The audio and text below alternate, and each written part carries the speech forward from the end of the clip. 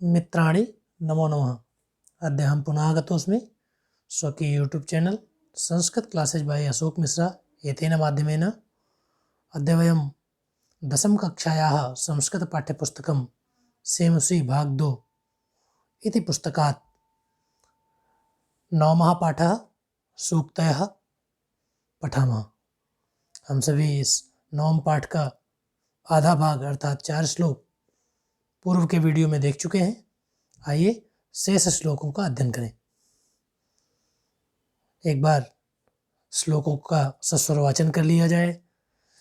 यत् प्रोक्तं येन केनापि तस्य तत्त्वार्थ निर्णयः कर्तुं शक्यो भवेद्येन स विवेकः इति ऋतः। वाक्पटु धैर्यवान् मन्त्री सभायामप्यकातरः स केनापि प्रकारेण परैर्न परिभूयते। यः इच्छत्यात्मनः श्रेयः प्रभूतानि सुखानि च न कुर्यादहितं कर्म परेभ्यः कदापि च। आचारः परमो धर्मः इत्येतद्विदुषां वचः तस्माद् रक्षेत् सदाचारं प्राणेभ्योऽपि विशेषतः। आइए हम सभी प्रथम श्लोक का अध्ययन करें अर्थात इस वीडियो के प्रथम और इस पाठ के 5वें श्लोक का अध्ययन करें। यत् प्रोक्तम येन केनापि तस्य तत्त्वार्थ निर्णयः अर्थात येन केनापि यत् प्रोक्तम तस्य तत्त्वार्थ निर्णयः किसी के भी द्वारा जो कहा जाए उसके तत्त्वार्थ का निर्णय करना। येन कर्तुम शक्यः जिसके माध्यम से किया जा सकता है। सह विवेका इति ऋतः उसे ही विवेक बताया गया है। अगर भावार्थ के रूप में देखा जाए तो विवेक को परिभाषित करते हुए यह बताया गया है कि किसी भी व्यक्ति द्वारा कहे गए किसी भी कथन का अर्थात यत् किमपि प्रोक्तम जो कुछ भी वो कहे उसके सही अर्थ का ज्ञान या उस अर्थ को जानने की बुद्धि या सूझबूझ अथवा सामर्थ्य उसे ही विवेक कहा गया है।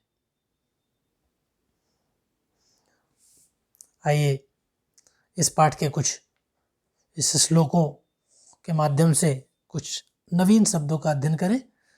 कुछ क्लिष्ट शब्द भी इस श्लोक में दिए गए हैं। जैसे उक्तम शब्द के लिए प्रोक्तम शब्द का प्रयोग किया है। उक्तम वद धातु का है और वच धातु में प्रा उपसर्ग लगा करके कता प्रत्यय लगाने पर प्रोक्तम ऐसा शब्द हमें प्राप्त हुआ है अर्थात कहा गया। कर्तुम कर्तुम में तुमुन प्रत्यय है। तुमुन प्रत्यय चाहिए के अर्थ में होता है या करने के अर्थ में होता है, कर सकते हैं, संभावना जहाँ प्रकट होती है। विवेकः अर्थात नित्यानित्य बुद्धि विवेक, सत्य और असत्य का विवेक करने की क्षमता ही विवेक कहलाती है। आइए इस श्लोक से कुछ प्रश्नों को देखा जाए। कह कथितः इस श्लोक में कौन बताया गया है अर्थात किसके विषय में बताया गया है? विवेकः कथितः। इसी प्रकार से कह विवेकः कथ्यते तो जो यह अर्थात जो तत्वार्थ निर्णयम कर्तुम शक्यः जो तत्वार्थ के निर्णय को करने में समर्थ हो उसे ही विवेक कहा जाता है। तत्वार्थ निर्णय इति पदस्य कः अर्थः तत्व के अर्थ का निर्णय इस पद का क्या अर्थ है अर्थात वास्तविक अर्थ का ज्ञान करना ही तत्वार्थ निर्णय कहा गया है। तत्वार्थ निर्णय कुत्र कर्तव्यः कहाँ किया जाए तत्वार्थ का निर्णय तो यत् किमपि प्रोक्तम जो कुछ भी कहा जाए उसके अर्थ का निर्णय करना ही विवेक कहलाता है।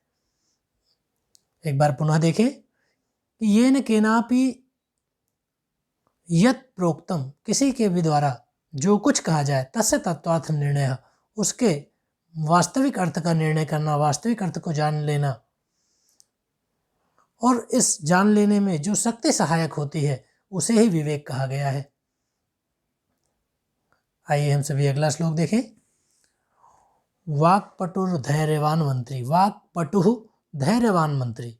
जो वाक्पटु हो अर्थात विषयों का मंथन करने में सक्षम हो, किसी भी विषय बिंदु के आ जाने पर उसको भली प्रकार से जांच सके। धैर्यवान, और उसके अंदर धैर्य का गुण हो, शीघ्रता से वो अत्यधिक निराश ना हो और अत्यधिक उत्साही भी ना हो। सभायाम अपि अकातरः, यहाँ अकातरः शब्द अर्थात जो कातर ना हो, अर्थात निडर हो। सह परैर, वह किसी अन्य के द्वारा केनापि प्रकारेण न परिभूयते, किसी भी प्रकार से पराजित नहीं किया जा सकता। अर्थात वाक्पटुता और वाचालता में अंतर है। यहाँ एक शब्द वाक्पटु दिया गया है। वाक्पटु होना अर्थात उचित प्रश्न का उचित शब्दों में उत्तर देना और तर्कपूर्ण उत्तर देना वाक्पटुता कहलाता है। किंतु प्रति उत्तर देना, गलत उत्तर देना, ये वाक्पटुता नहीं, वाचालता की श्रेणी में आता है। इसलिए वाक्पटु शब्द से ध्यान रखें। वाक्पटु अर्थात विषय का मंथन करके उचित भाषा का प्रयोग करने की क्षमता को वाक्पटुता कहा जाता है। प्रस्तुत श्लोक में बताया गया कि धैर्यवान, वाक्पटु तथा निडर मंत्री सब स्थान पर सम्मान प्राप्त करते हैं। निडर होना, सभा में निडर होना अर्थात सभी के मध्य में बोल सकने की क्षमता रखने वाला व्यक्ति सर्वत्र सम्मान प्राप्त करता है। कोई भी उसका किसी प्रकार से अनादर नहीं कर सकता, उसे पराजित नहीं कर सकता।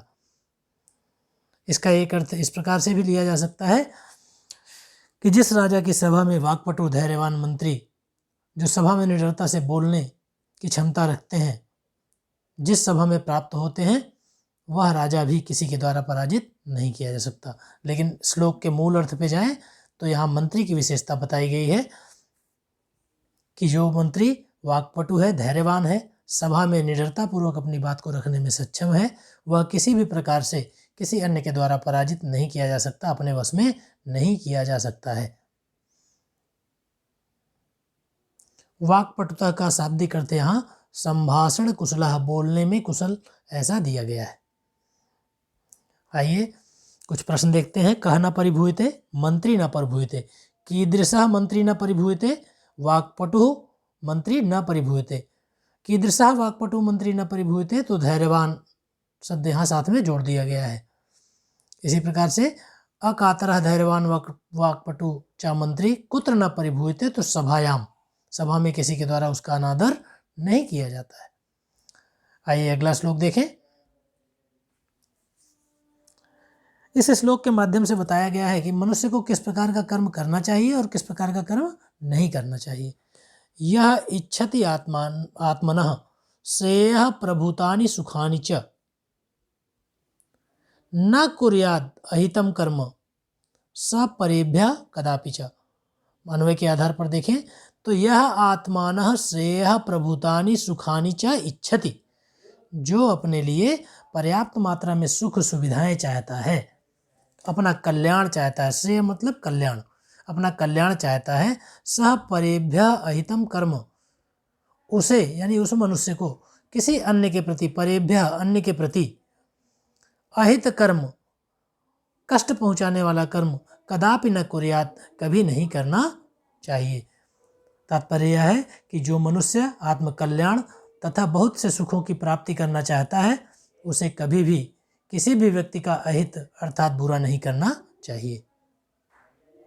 प्रभूतानि अत्यधिक, इसी प्रकार से अहितम न हितम, ये आपका नहीं तत्पुरुष का उदाहरण है। नाहितम, नाहितम नहीं तत्पुरुष का उदाहरण है।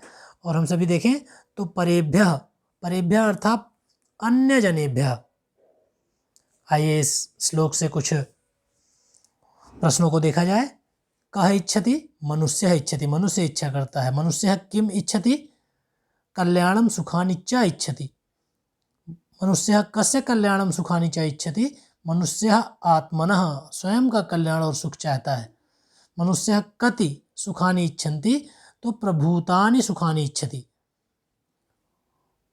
इसी प्रकार से यह मनुष्य स्वकल्याणम सुखानि च इच्छति, सह किम न कुर्यात, उसे क्या नहीं करना चाहिए, तो अहित कर्म न कुर्यात, किसी का अहित नहीं करना चाहिए। आइए अंतिम श्लोक देखें। आचारः प्रथमो धर्मः इत्येतद् विदुषां वचः तस्मात् रक्षेत सदाचारः प्राणेभ्योऽपि विशेषतः। यहाँ बताया गया कि आचारः प्रथमः धर्मः इति एतद् विदुषां वचः। आचरण ही यानी सदाचरण ही मनुष्य का प्रथम धर्म है। एतत् ऐसा विद्वानों का मत है, अर्थात सदाचरण ही मनुष्य का प्रथम धर्म है, ऐसा विद्वानों का मत है। तस्माद मनुष्य, इसलिए मनुष्य को प्राणेभ्य अपि प्राणों से भी अधिक सदाचारम विशेषतः रक्षेत, सदाचार की विशेष रूप से रक्षा करनी चाहिए। विद्वानों का ऐसा मत है कि सर्वश्रेष्ठ आचरण को ही प्रथम धर्म माना गया है, अर्थात मनुष्य का सबसे पहला धर्म माना गया है और यह विद्वानों द्वारा कहा गया है। इसलिए मनुष्य को सदाचार की रक्षा अपने प्राणों से भी बढ़कर करनी चाहिए। आचारः सद्व्यवहारः, आचरण कैसा हो? सदाचरण हो, इसलिए आचारः का यहाँ शाब्दिक अर्थ सद्व्यवहारः ऐसा लिया गया है। विदुषाम विद्वज्जनानाम, विद्वानों का मत है। प्राणेभ्यः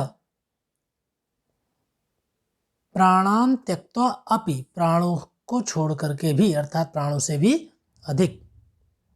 विशेषतः, विशेष रूपेण, विशेष रूप से।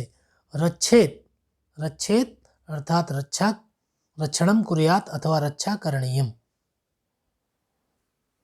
यहाँ हम सभी देखें तो करणीयम शब्द में अनियर प्रत्यय है, त्यक्त्वा शब्द आ रहा है, कत्वा प्रत्यय है। आइए इस श्लोक के कुछ प्रश्नों को देखें। तो विदुषां वचः किम अस्ति? विदुषां वचः अस्ति आचारः प्रथमः धर्मः इति विदुषां वचः। मनुष्यस्य प्रथमः धर्मः कः अस्ति? तो सदाचारः। और इसी प्रकार से मनुष्यः केषां रक्षणं सर्वस्मात् अधिकं करोति? तो प्राणानां रक्षणं। मनुष्य किसका रक्षण सबसे ज़्यादा करता है? तो अपने प्राणों की रक्षा करता है। मनुष्यः प्राणेभ्यः अपि अधिकं कस्य रक्षा विशेषतः कुर्यात्? मनुष्य को प्राणों से अधिक किसकी रक्षा करनी चाहिए?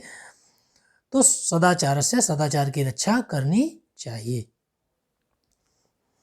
तो मित्रों, इन श्लोकों को पढ़ने के बाद स्पष्ट रूप से आपको श्लोक और उसमें से आने वाले प्रश्नों का भान हो गया होगा।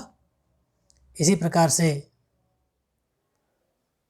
अच्छे सरलतम संस्कृत के वीडियोज़ को देखने के लिए सब्सक्राइब करें मेरा YouTube channel Sanskrit classes by Ashok Mishra. इस चैनल को सब्सक्राइब करें और बेल आइकन को भी दबाएं। धन्यवादः। पुनर्मिलामः।